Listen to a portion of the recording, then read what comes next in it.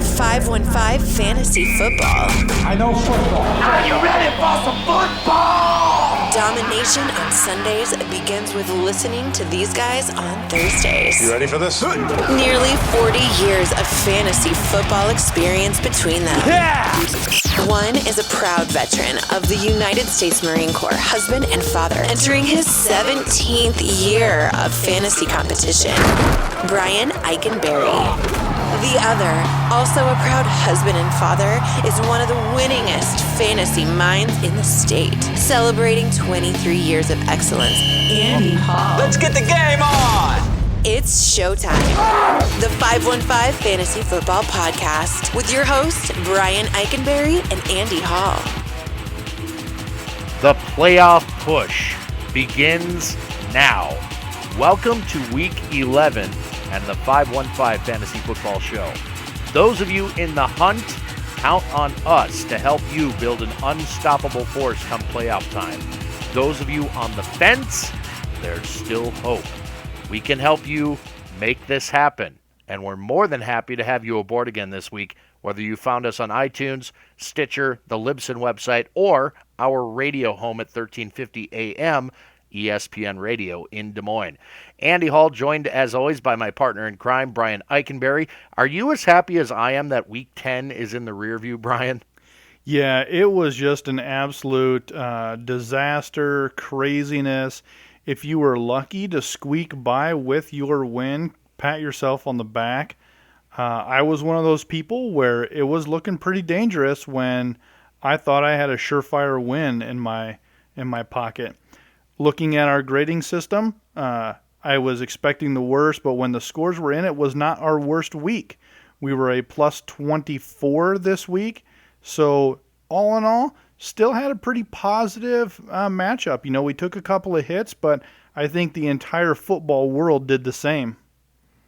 No doubt, whether you're playing fantasy or pick'em games or whatever, it was just awful in Week 10. We come to expect that because, you know, it's the NFL. Anything can happen after all.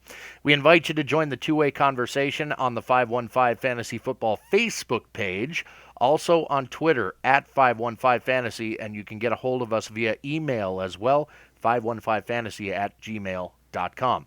Over the course of this hour, we've got all the matchups and forecasts on the fantasy-relevant players. We've got the pop quiz, answering some of fantasy's most difficult conundrums. The bargain bin for those looking for some bye week or injury help at a position.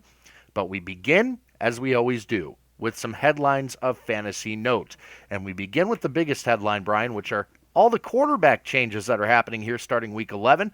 For the Colts, Andrew Luck is out. Matt Hasselbeck in. For the Broncos, Peyton Manning out. Brock Osweiler in. For the Rams, Nick Foles out. Case Keenum in. And for the Eagles, Sam Bradford out. Mark Sanchez in. I haven't even mentioned the fact that Tony Romo is expected to make his return this week. We have a situation in Houston where Brian Hoyer might be out for the week, and they might have to depend on TJ Yates. All kinds of injuries and or ineffectiveness has led to all those changes starting now, Brian. Well, that's pretty important. If you go over that list, that's 6 or 7 quarterbacks that are going to be starting again. So it's even more reason to pay attention to the bargain bin, to look at your matchups and think about everything big picture. Just because someone's coming back doesn't always mean it's a surefire thing. One quarterback that will start this week despite a surgical procedure on his thumb late last week, the Jets' Ryan Fitzpatrick. The Titans will be without Kendall Wright, who's already been ruled out for Thursday Night Football. The Jags, on the other hand, should have TJ Yeldon and Allen Hurns available despite being banged up. Matt Forte returned to limited practice on Wednesday. He's questionable for Sunday, as is wide receiver Alshon Jeffrey, who only played in about half the snaps last week for the Bears. He's listed on this week's injury report with injuries to both his groin and his shoulder. If he does go, you might have to temper any expectation you had of a stud game from Mr. Jeffrey. The Packers have named James Starks the starter once again for this weekend's game at Minnesota. Eddie Lacy returned to practice Wednesday, should be active and back up Starks on Sunday. Jared Abbrederis hurt his ribs in last week's loss against Detroit. That's okay because Ty Montgomery should be back this week in time for that game against the Vikings.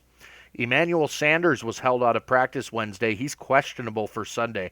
This guy's all kinds of banged up. I want to say there's like 3 or 4 different ailments for Emmanuel Sanders, so it could be multiple weeks missing for him. A couple of wide receivers from Arizona banged up. Both John Brown and Michael Floyd sat out of Wednesday's practice with hammy injuries.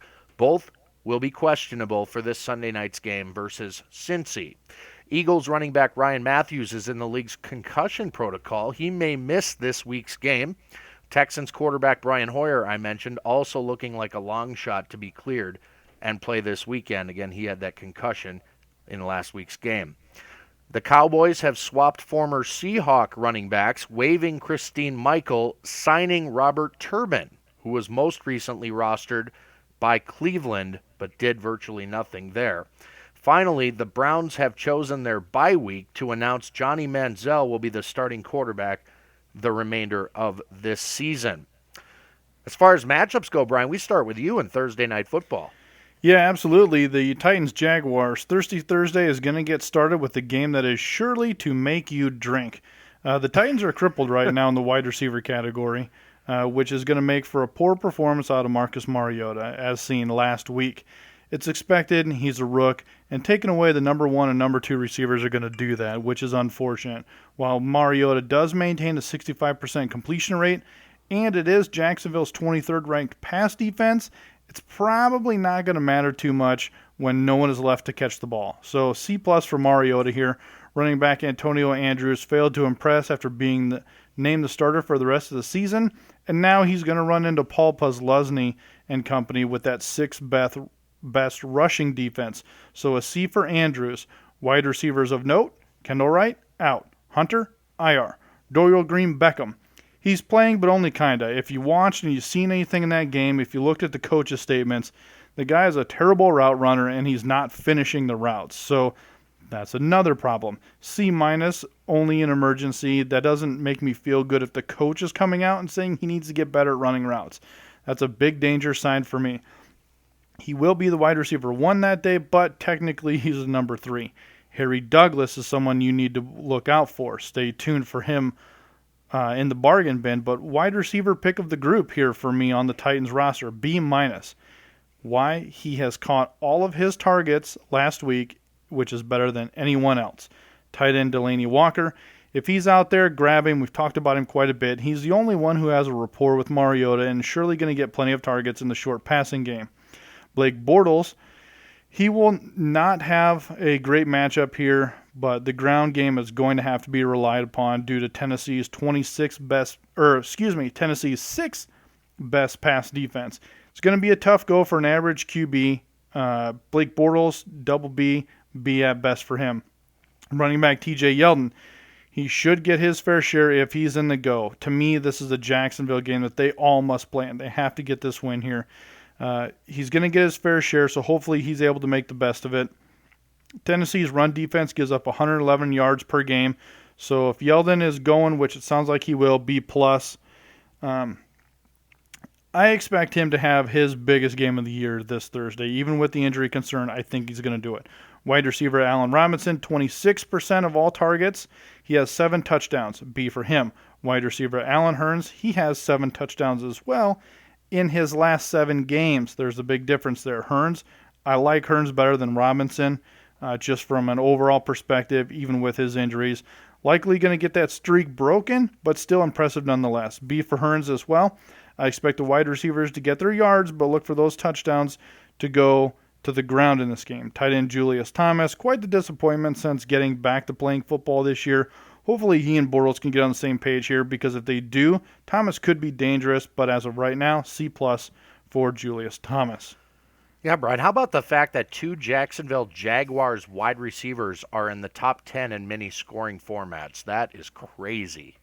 It is, and that's something if you look back at the beginning of the year, you made fun of people for taking them early, and it's just one of them things that, sometimes that guy in your draft, he might have gotten lucky by accidentally picking these guys early. My first matchup Sunday, Oakland at Detroit. We begin on the Raiders side with Derek Carr, who I give an A to.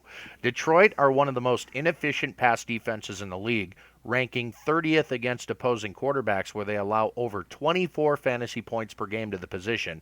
16 passing touchdowns have been scored on the Lions, who have only 4 interceptions on the season. Unless you're playing the Packers.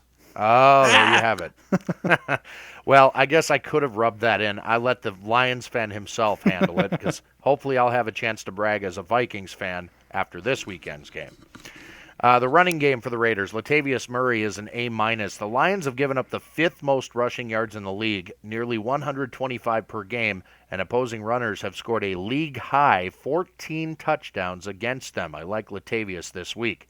The passing game, Amari Cooper is an A. There should be plenty to go around for Oakland's top pass catchers in this matchup. The Lions give up an average of about 2 scores per game to opposing receivers, and for that reason, Michael Crabtree also gets an A. Andre Holmes is a C. He's emerged as a scoring threat in recent weeks, but with Cooper and Crabtree getting the majority of the targets, I'm not sure his pace is sustainable. The tight end is Clive Walford. I'll give him a C here. Carr likes him inside the 10, which is honestly the only spot on the field he has much value for now. But if he hits pay dirt, he could pay off for you. On the Lions side, Matthew Stafford's an A-. The Raiders give up nearly 300 yards per game through the air, and like the Lions, have surrendered 16 scores via the air this season.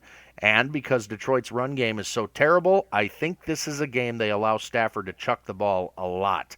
Not a solid A grade here due to his propensity to turn the ball over. Running back Theo Riddick is a B- in this matchup. Oakland's run defense is nearly as porous as Detroit's is, and though Riddick isn't known as a runner per se, he will get plenty of action in the short passing game, where the Raiders rank near the bottom of the league. Joique Bell, I wanted to put him on the bench. I give him a barely startable grade, C-. Despite an easy matchup, he's been downright awful since returning to the field from injury. If you're desperate for a flex, he may get a goal line carry here, and that would save your fantasy day. The receivers, Calvin Johnson, he's an A. This feels like the sort of matchup Megatron should be able to exploit early and often if he's at or near 100% heading into Sunday. Golden Tate, I give a C+ to. There's a lot of holes in the Raiders' defense, but Tate may be the Lions' 3rd or even 4th best option in the passing game on Sunday, behind Eric Ebron, who I'll talk about in a second, and possibly Theo Riddick. He might be higher up in the pecking order. Speaking of Ebron, I give him a B+ this week. I'd give him an A in this matchup usually, but with Brandon Pettigrew stealing some of his snaps, targets, and production from time to time, I've tempered his grade a bit. I still like him better than the two of them, or between the two of them. He's definitely the better play against a Raiders defense that, as we know, cannot stop tight ends. All right. We are on to the Colts-Falcons. Quarterback Matt Hasselbeck, he gets the start here, and if you own a wide receiver on the Colts, you should be happy. In his 2 starts, Hasselbeck completes 8% more of his passes than Andrew Luck was. So that's something to look at there. A little bit higher completion percentage. He has not thrown an interception and has been sacked 1.5 times per game. So there are lots of positives there. This tells us that the playbook is simplified for a high percentage plays without the large breakaways that Andrew Luck can throw. So I'm giving that Hass a B-. Running back Frank Gore, he will get his 20 touches this week against a slightly below average run D. B for Gore. Bradshaw, he's been a disappointment for one reason or another.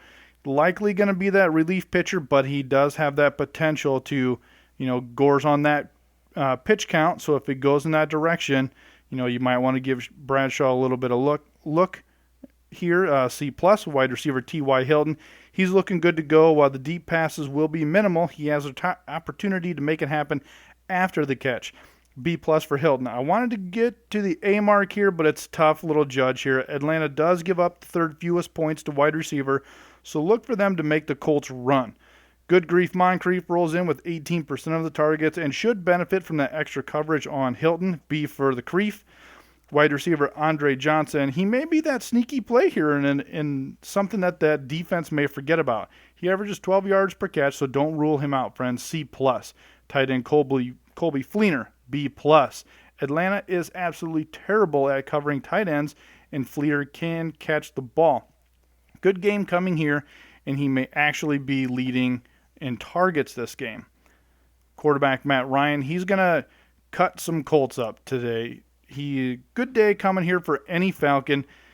They have got to keep pace and stay ahead of Green Bay now, which in that wild card hunt. So look for them to set the tone with some tough play.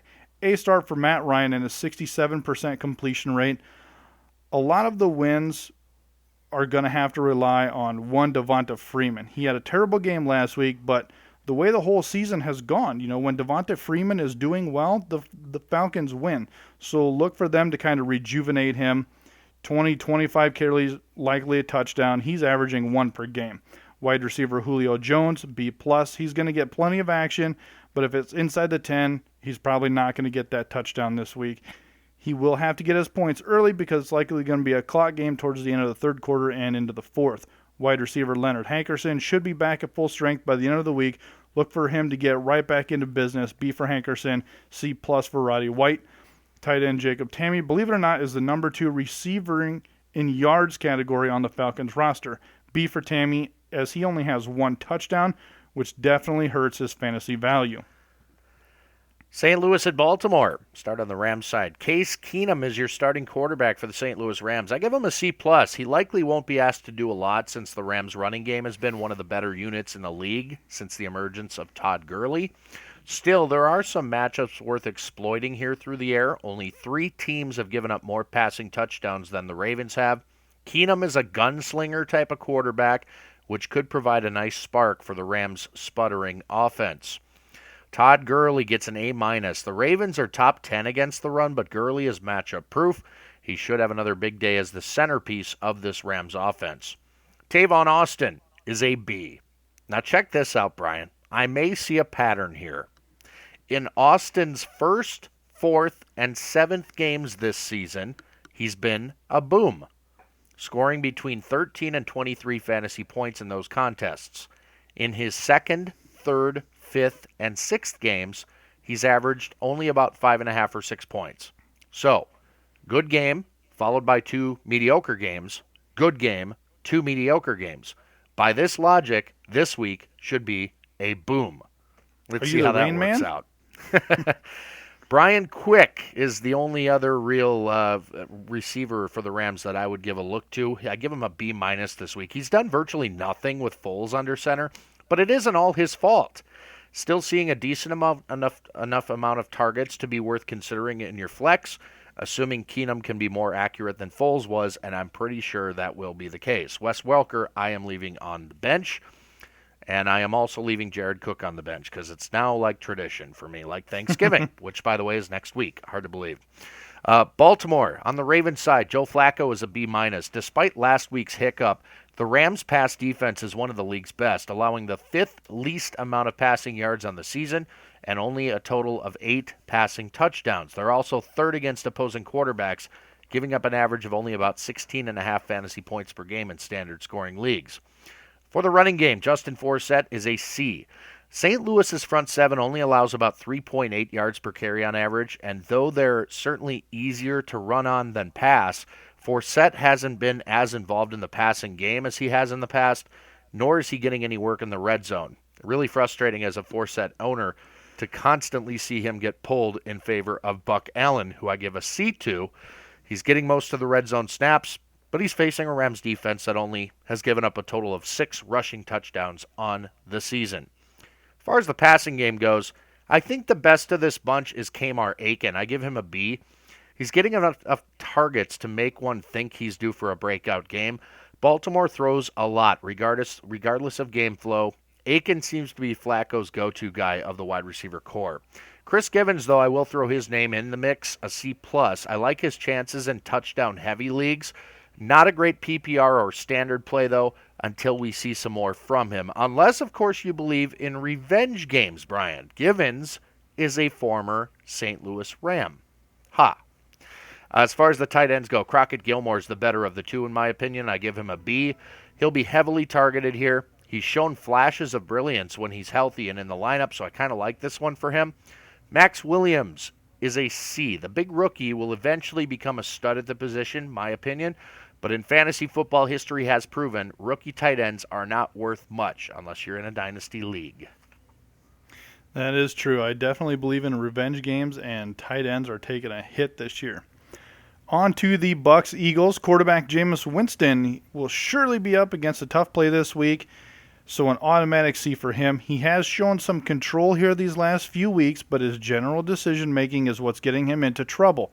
He nearly cost the Bucs a game against Dallas. Look for him to have some action, but his turnovers will cost him a good fantasy point total this week against a rowdy Eagles defense that loves them turnovers. Running back Doug Martin, still competitive, but it is clear that Charles Sims is taking away plenty of snaps from him. B for Martin and a C plus for Sims. It's hard to see Doug Martin start off so good and now starting to share a little bit more and a little bit more as the week goes on. While Sims isn't throwing up great numbers, he is taking away key plays from that muscle hamster and is directly impacting his fantasy value. Wide receiver Mike Evans, he continues to get his yards but hasn't scored in 3 weeks. Drops are always an issue, so I will settle on Evans and give him a brave B. Philly will give up the yards, but they're going to play aggressive, and which can lead to turnovers if Jameis is flustered. VJax is likely back, and that should take away some of Evans' targets and add some balance to the field. B- for VJax. Tight end Austin Seferian-Jenkins, maybe, maybe not. Either way, I'm still a no-go on this one. Philly's linebackers handle tight ends very, very well and give up the second fewest points to that position, so don't even bother.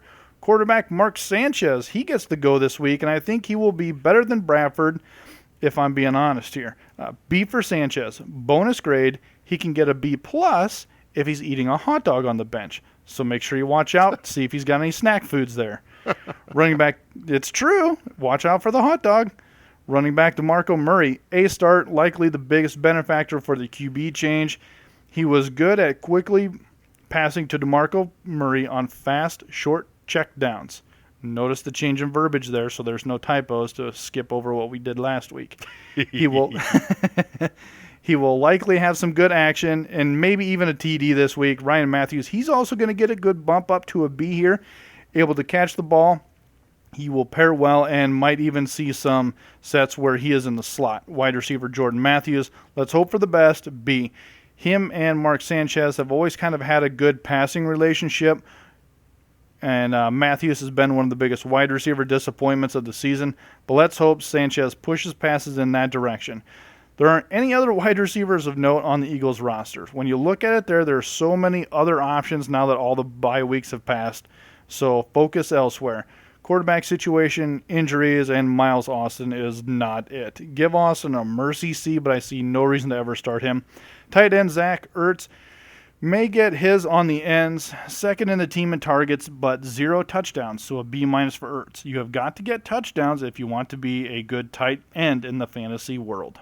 Owners of both Vincent Jackson and of Ryan Matthews should keep very close eye on their status leading up to Sunday. Both are looking very questionable. I know VJax has been banged up and out for a couple of weeks. Ryan Matthews is in the league's concussion protocol. So if you do heed Brian's advice there, my advice is to at least just make sure that they're active on Sunday.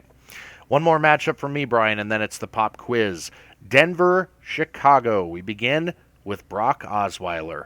I give him a B in this matchup. The Bears don't give up a ton of yards per game through the air, only 217 per game, in fact, but they have allowed 17 passing touchdowns on the season.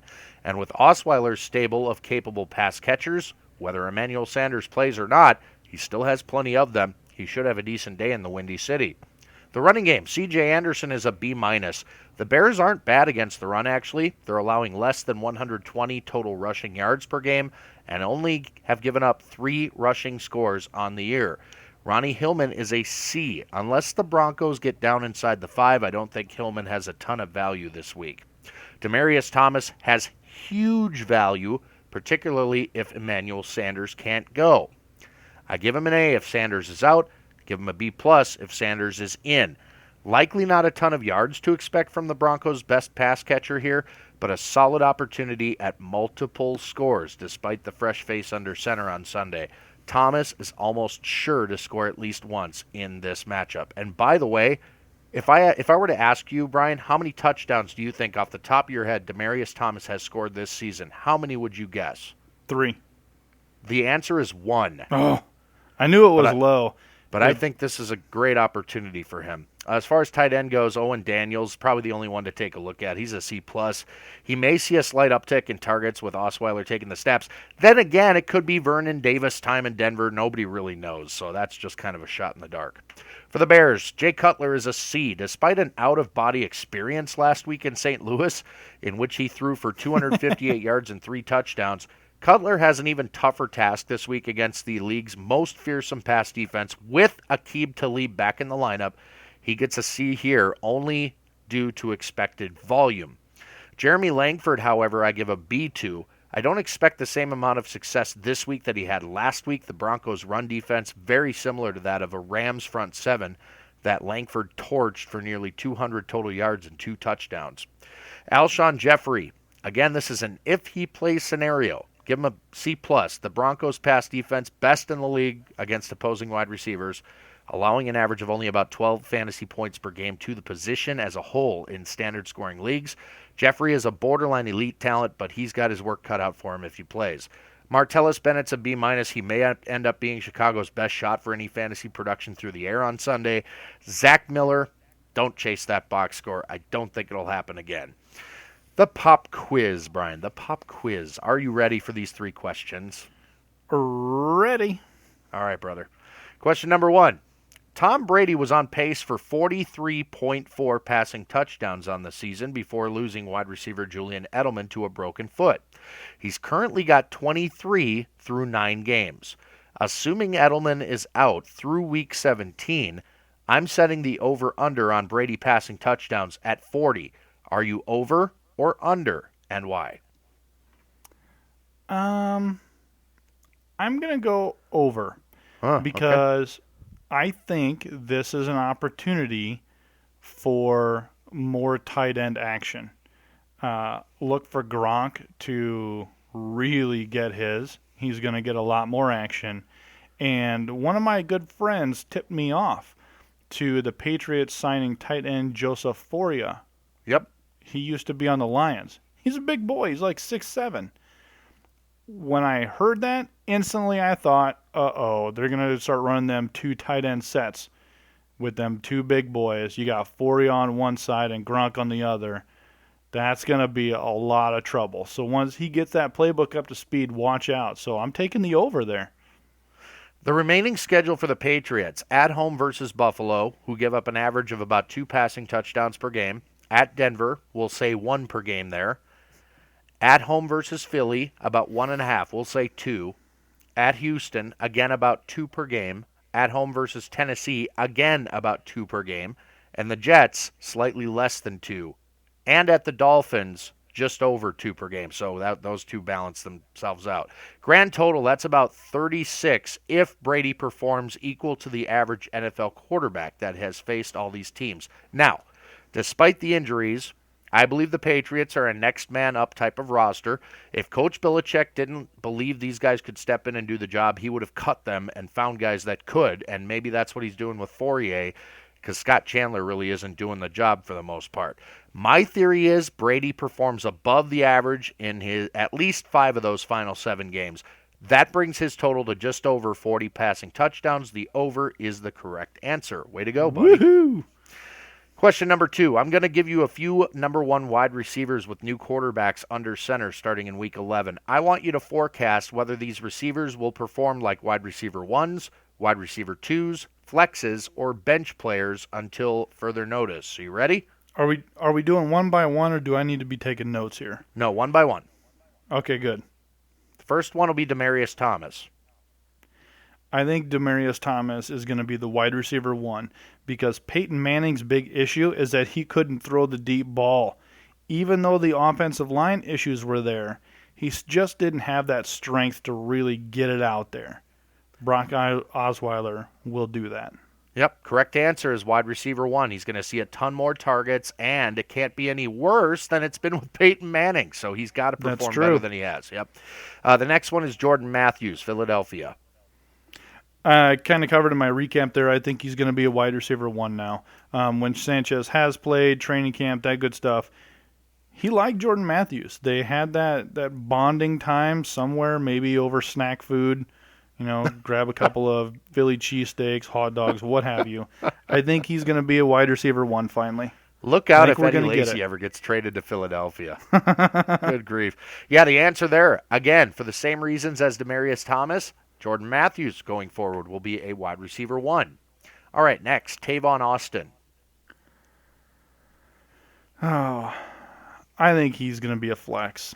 It's just the person. And this really, to me, this doesn't have anything to do with the quarterback. It's just a person. He's not that kind of a guy. That's it. That's the end of my reasoning. He's just not that kind of a guy. I would agree, Brian. He's very boomer bust, and for that reason, he's a spot play only. I call that a flex. And finally, T.Y. Hilton.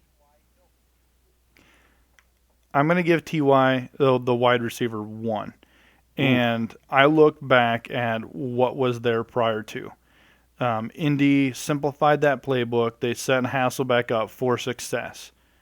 And it worked. It worked. When he was the quarterback, it worked out just fine. And I think that he's already got 2 starts under his belt now. So coming in, it's his 3rd start of the season. And I think he can do it. Here's why you're wrong. Too many mouths to feed in the Indianapolis offense. At best, Matt Hasselbeck may have a 2-touchdown game in terms of passing touchdowns. There's T.Y. Hilton. There's Dante Moncrief, who's certainly capable. There's not 1 but 2 tight ends, really. There's Ahmad Bradshaw, Frank Gore, all these guys, and you're expecting Hilton to perform like a wide receiver 1. I would argue Hilton is a wide receiver 2 with Hasselbeck under center. But otherwise, you did very well. Yay. Blah, blah, blah, blah, blah, blah, blah. We'll see. Sunday will tell. On to question number 3. We're getting close to that part of the season where I start suggesting owners grab handcuffs to their studs, particularly at the running back spot. Brian, is the most valuable handcuff A, the Falcons' Tevin Coleman, B, the Dolphins' Jay Ajayi, or C, someone else? This is one where I probably should have done some homework on this one. This is just so everybody knows, this stuff is on the fly. So that's why it's the pop quiz. Yeah, I would say I'm going to go other, and I'm going to go with Turbin here. Oof. With Romo back, Dez, everybody, if you look at it, the Cowboys are up to snuff again. Cowboys are cleaning house in the running back department.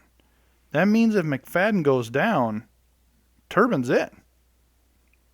I think that just, with the whole team kind of playing into the run game, because it should, that's kind of what I see as one of the most valuable handcuffs. And you don't have to burn your waiver wire for him. You can get him anywhere, anytime.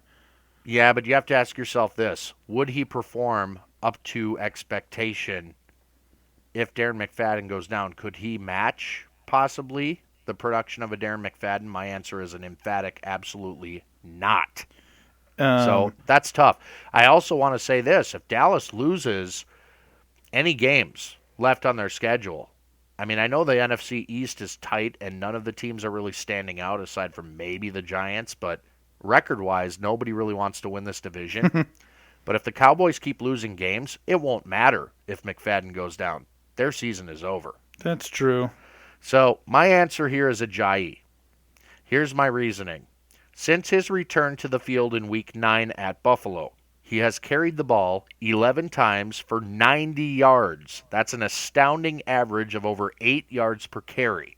Granted, we haven't seen what he can do in the passing game as of yet at the NFL level, but over 3 seasons at Boise State, he hauled in a total of 73 passes for 771 yards and 5 touchdowns. So it's not a stretch to believe he could be every bit as good as Lamar Miller has been if Miller goes down. I think of all the handcuffs there are, Ajayi may be the must-own.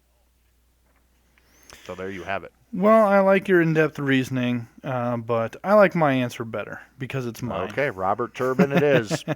All right, buddy, we got to rush through these matchups. Let's get back to who do you got next there? I got the Jets-Texans quarterback Ryan Fitzpatrick. He's been cooling off as late, but he's still getting receivers the ball. Still effective when needed, but will have a challenge rolling into Houston. I'm giving it a moderate B here for Fitz. I think he's going to be challenged enough as Houston has the corners to press and make it a running game for most of the day. Running back Chris Ivory, he's going to have a good day against a porous Texas run defense that has the ability to carry the workload. Look for him to add to his TD total and go for more than 100 yards. Ivory gets an automatic A for this matchup. Wide receiver Brandon Marshall, he has that sore ankle and toe. I see no reason why he would sit. They need to win these games as they're only one back of the wild card spot, so every game matters here, and he has had some extra rest. He has 2 TDs in 2 games, but will have trouble finding the end zone this week as coverage will roll his way. B for Brandon Marshall. Wide receiver Eric Decker, he's going to get the B+. You heard me correctly, Decker B+. Decker will have the better point total than Marshall this week. He has scored in every single game he has played in but one.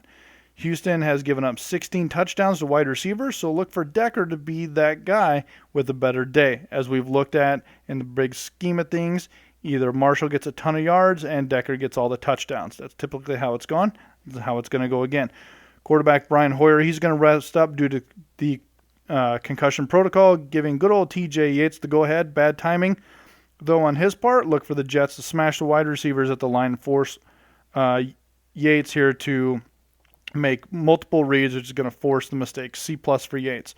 Running back Jonathan Grime, he gets my votes regardless of the running back situation, and he also catches passes way better than Alfred Blue. B- for Grime, C+ for Blue.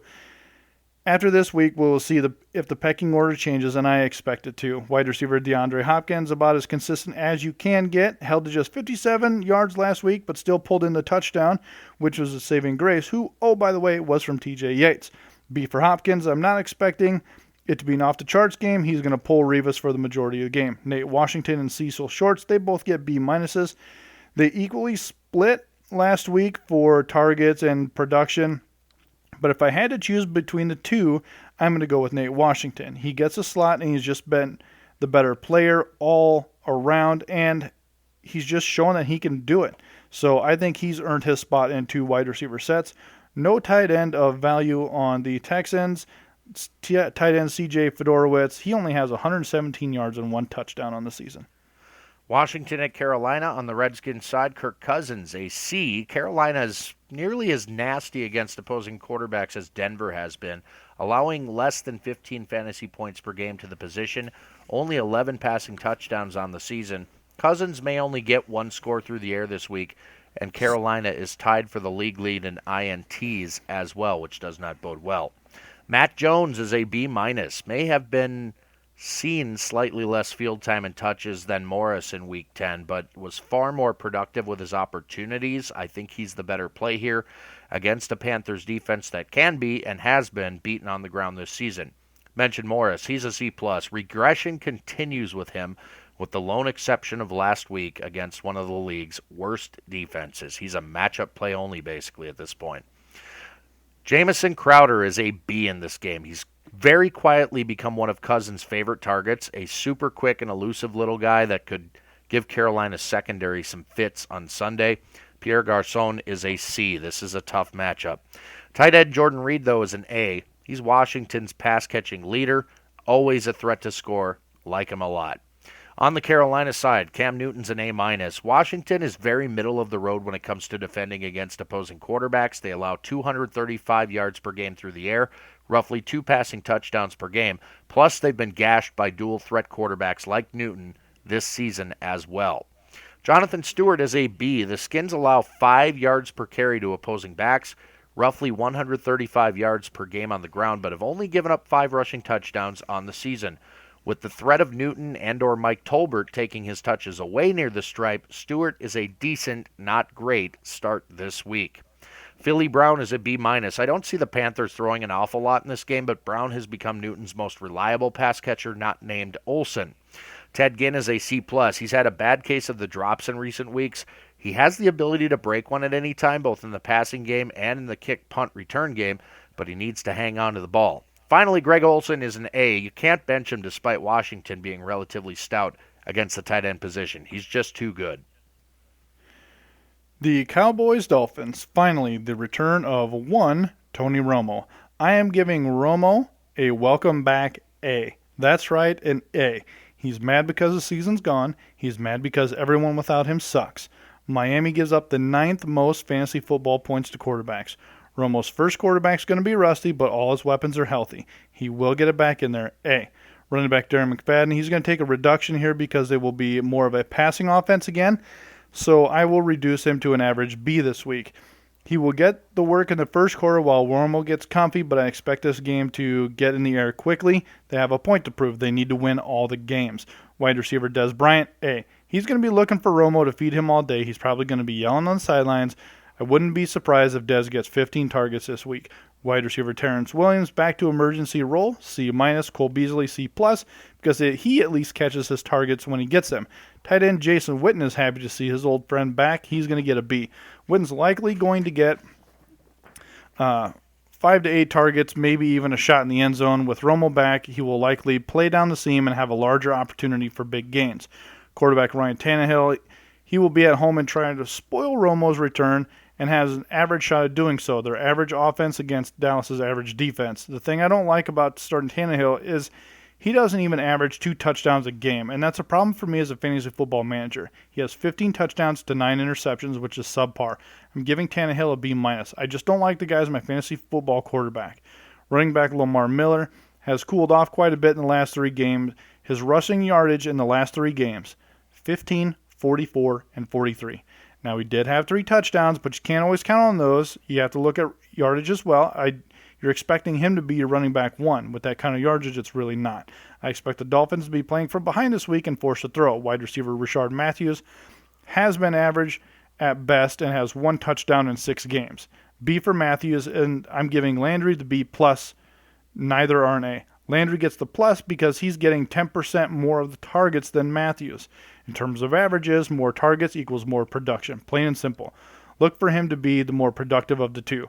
Wide receiver Kenny Stills is someone you can't count on, so a C-. Tight end Jordan Cameron is the same. I'm not sure what's going on with 80% of the teams forgetting about their tight ends and how to use them, but it seems that they're mainly blockers now, which is sad. Mr. Cameron is no different. You know what I love, Brian? I love disagreeing with you. Really? Who do you think? I see how Dallas is going to attack Miami on a completely opposite plane than you're seeing it. Really? Yeah, I forecast this will be a big Darren McFadden game, actually. Well, I think a wager seems to be appropriate here on this one. All right, what do you propose? I propose that if I win, you have to post something about how awesome I am in our Facebook and do like a little Brian is the greatest post of sorts, like that. Fine. That works for me. What is the wager exactly? Shall we say McFadden gets 20 touches, let's say at least 85 combo yards, and a score? Okay, so if he gets what do you 100 think yards and no on? Score? I think Romo. Let's just do it on Romo's production. How's that? Because that'll be the more tell. That's I fine. bet Romo has 302 touchdowns. And a touchdown equaling 50 yards. So if he has 250 and 3 touchdowns, that extra touchdown would equal 50 yards. Take it away, add it there, 300. Yeah, I'm on board with that. I don't see that at all. I think there will be a lot more McFadden in the game. All right. So, it's on. Let's do it.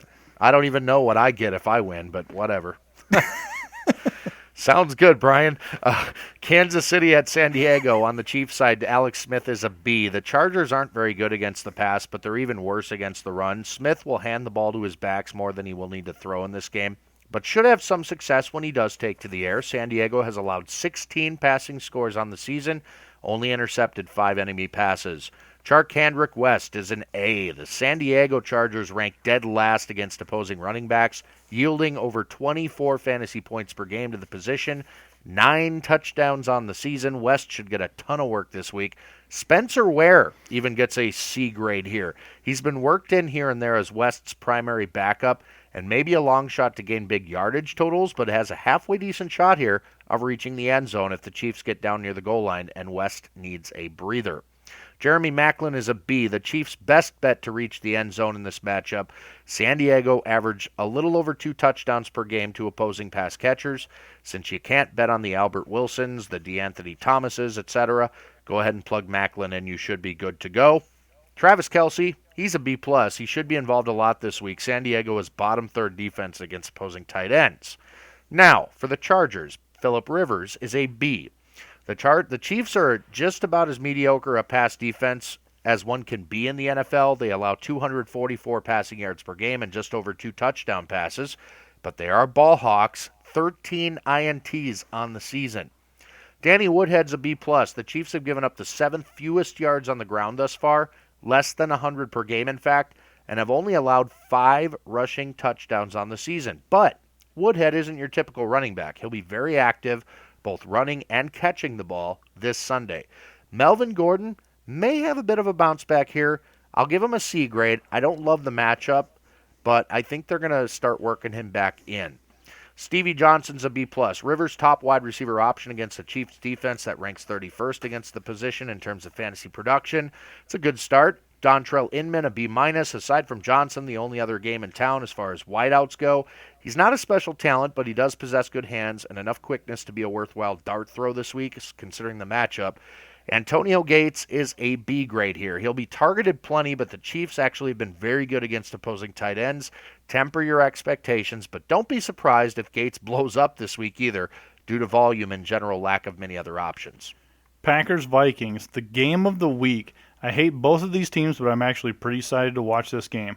Rodgers and the Packers are in legitimate trouble of losing 4 straight and then going 2 games back on the division lead.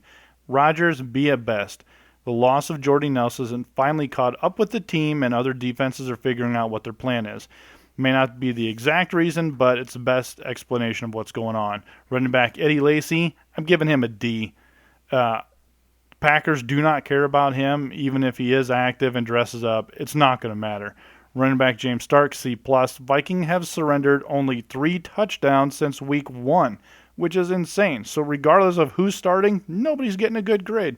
No running back has legitimate fantasy football success against the Vikings, and you can't imagine that the Packers are going to flip the switch here. Randall Cobb, B. He can't get open. Corners are pressing, and he's failing, plain and simple. Wide receiver Devontae Adams can't catch a pass. He was targeted 21 times last week against the Lions and only caught 10.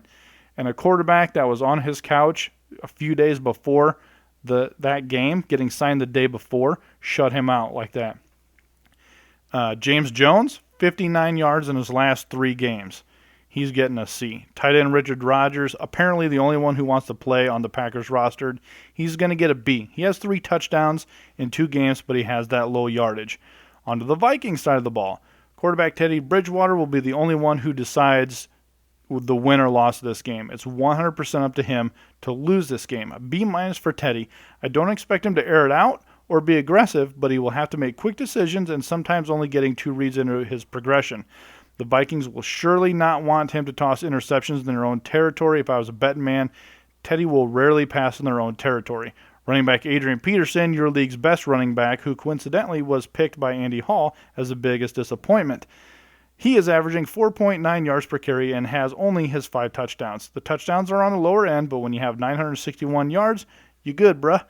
A for AP here, no doubt for obvious reasons. Wide receiver Stephon Diggs, B-.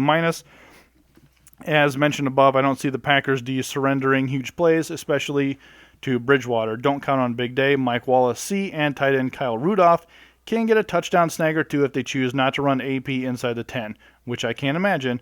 A B for Rudolph. I'll make this one quick because there ain't a whole lot to talk about. San Francisco at Seattle. Blaine Gabbert, he's on the bench. Sean Drawn, he's on the bench. Anquan Bolden, a C+. The Niners pass catcher, probably the only one I'd consider. Bolden hasn't made much noise in recent weeks, but remains Gabbert's best option despite a nearly impossible matchup here. Garrett Selleck, he's on the bench. On to Seattle. Russell Wilson's a B. Opposing quarterbacks generally find success against the Niners through the air, but because they're considerably worse against the run, I'm willing to wager this will be a big beast mode game with very average fantasy production from Wilson. Speaking of beast mode, he's an A here.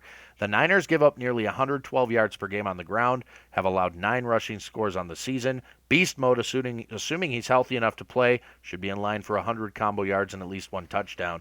I think there might even be a little something for Thomas Rawls in this matchup. I give him a desperation C. Fred Jackson, I'm leaving on the bench. Doug Baldwin, a B- if any Seahawk wide receiver gets loose for a big gain or two, even maybe a score. It'll likely be Baldwin, who isn't the flashiest guy, but he's nice and steady. Jimmy Graham is a B. He'll get his, always does, even if it doesn't look like the same Graham from his days in New Orleans. That is it for that matchup. That was a quick matchup. I agree. All right, Bengals, Cardinals here. Quarterback Andy Dalton, he gets my lowest grade that I have given to him, B-. His confidence has faltered. It's a travel week, a short week, and in prime time. All three are bad news for Andy Dalton, not to mention he gets a really good defense. While overall his stats are good, this is a week where you should go look to find a replacement, be it bargain bin. Just listen. Not a good week to start Dalton, especially his feelings are hurt over J.J. Watt's Red Ryder BB gun comment. Terrible. Running back Giovanni Bernard still remains his 5.5 yards per carry, but still suffers on the touchdown end. He will get plenty of work, but is limited as they will likely be playing from behind and could suffer dramatically. B- for Gio and Jeremy Hill. Well, he's going to get a B- as well. I think the Bengals will use both often just to kind of start wearing down that defense. Tire them out, keep running, switching in running backs. Looking to open up the passing game a little bit for a quick strike to wide receiver A.J. Green. He was shut down by Houston. He's going to get probably shut down by Patrick Peterson this week. Green averages 27% of the targets, so he will need to find a way to get open and has 11 catches for over 20 yards. So he may just go for one of those long plays every now and then. You just get a home run. Marvin Jones, B- and Sanu, a C. Both are complimentary, but Sanu could sneak in some catches inside the hash marks to do some damage on those quick strikes. Not the other word. If anyone needs to have a better game than they did last week, it is tight end Tyler Eifert. He looked just miserable last week, dropping passes. He could not get it together. Sad to see them fall apart on Monday night. Eifert was just held to 26 yards, his lowest total of the season. C+ for Eifert as the Cardinals give up the third fewest fantasy football points to tight ends. It's going to be a rough Sunday for Andy Dalton. The Cardinals are one of the best teams in the league, hands down. Offensively, they are 8th in rushing, 4th in passing, and defensively, they are 4th in rushing and 6th in passing. If I had to pick a defense, it's the Cardinals this week. I've said all along this year, throughout the podcast, the radio show, everything, Dalton does not perform well on primetime TV. See last Monday. See the Steelers game on Sunday night. See this Sunday night. Couple that with the J.J. Watt, it's going to be a disaster. Quarterback Carson Palmer looks to say hi to his old coaches and owners with a stellar performance. Revenge game, I'm giving Palmer an A+. A+.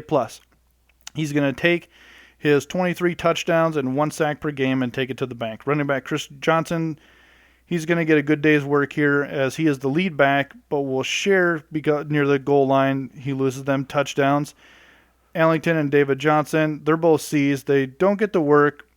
It's hard to start either of those guys. Chris Johnson's your best play. Wide receiver Larry Fitzgerald will help, but we kind of covered that in the matchups here. It's going to be him. He needs to show up for this game. He's only got 1 touchdown in the last 4 games, and A for Fitz. Even though the Bengals play wide receivers tough. I think the Cards can do better for Fitz this week. Wide receiver John Brown. If he's good to go, if those hammies are fine, look for him to have a lot of targets, especially with Floyd the way he is. So it's kind of going to be a toss-up here. B for Brown, Michael Floyd, he's been unstoppable the last 2 weeks. He had 219 yards and 3 touchdowns, but if that hammy is feeling good, look for him to have the same impact. I could see a possibility where him and Brown just keep flopping in and out. Just keep giving those hammies a little bit of rest. They're going to do that split time. But I think this is going to be a really good game. All right, on to your Monday night matchup, Buffalo at New England. Tyrod Taylor, a C-plus in this one. He's averaged only 12 completions over his last 4 games, throwing for a grand total of 0 touchdowns in that span.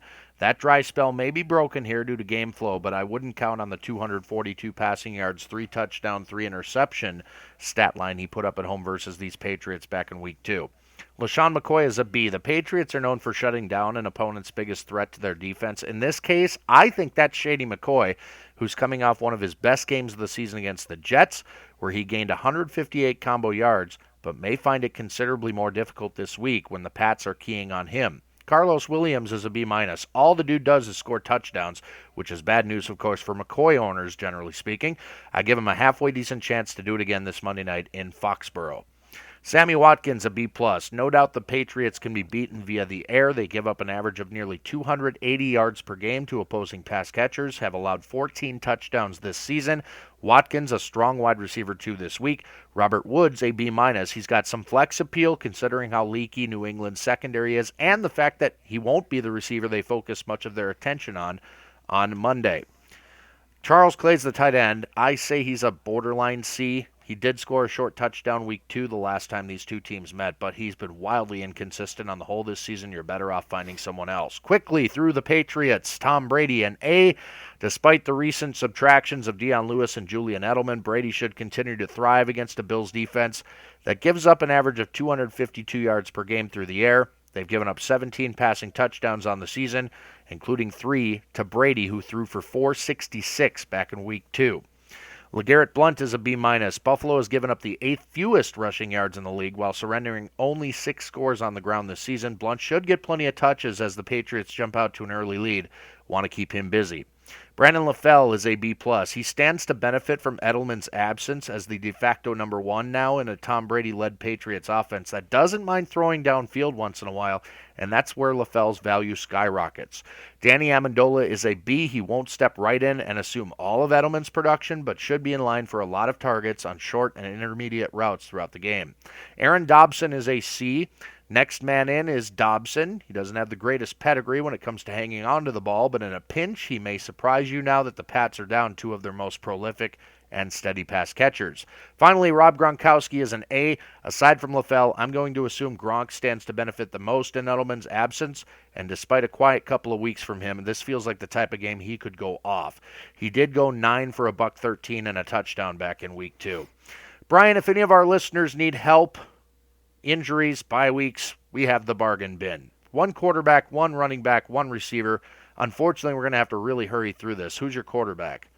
Johnny Manziel. Look, he's got a shot to do it. Last week, 372 yards, touchdown, and a pick. They play Baltimore this week. Don't be surprised if you see Manziel with 302 touchdowns. Quarterback Mark Sanchez, Philadelphia, completed over 60% of his passes last season. He knows this offense like the back of his hand. He's mobile, and he has a nice chemistry with Jordan Matthews. And he's facing a Tampa defense that doesn't give up a ton of yards per game through the air, but has allowed 19 passing touchdowns on the season. Who's your running back? Jonathan Grimes. He's been mine way back when, but at this point, there aren't many running backs left, especially in a PPR hit. He's one that should be out there. He's shown that he can do it. He's better than everybody else on the Texans roster, and they need to win these games. Mine's Ahmad Bradshaw, Indianapolis. Frank Gore may be the workhorse there, but Bradshaw was brought in to provide a spark and a change of pace. Coming off the bye week, Matt Hasselbeck now under center. I believe Bradshaw is in for a larger workload than we've seen thus far. Who's your receiver? Wide receiver Harry Douglas. Look for him to make himself a name again, reclaim some credibility. He has a very good opportunity to shine here with Mariota throwing. In his last 2 games, he has caught every single ball, no drops. My receiver, Stevie Johnson. The Chargers figure to throw an awful lot the rest of the season, having the offensive line and running game woes they do. Rivers has a more than capable arm. Johnson has become the undisputed number 1 wide receiver in that offense with the losses of Keenan Allen and Malcolm Floyd. I like him this week. And actually going forward, come to think of it. A reminder, Brian and I are very active on social media all week long. Find 515 Fantasy Football. Give it a like on Facebook. Follow us on Twitter at 515 Fantasy. Or send us an email. If you have any questions, comments, or concerns, 515fantasy@gmail.com. Subscribe to the show on iTunes. We'd love you forever if you'd leave a kind review. If we've given you some good advice that has led to some W's, do us a solid, tell the world about us. It's also nice to have podcasting capability in case you missed any part of the show or want to revisit a matchup or three. We're on iTunes, we're on Stitcher, and the Libsyn website. We also thank our friends at 1350 ESPN Radio in Des Moines for airing our show each and every Thursday at high noon. Brian, I left you about 5 seconds. Love you. Quick dumps. Nice. For Brian Eikenberry. Oh, my God. Quick dumps. For Brian Eikenberry, I'm Andy Hall. Best of luck this week. Thank you so much for listening to the 515 Fantasy Football Show.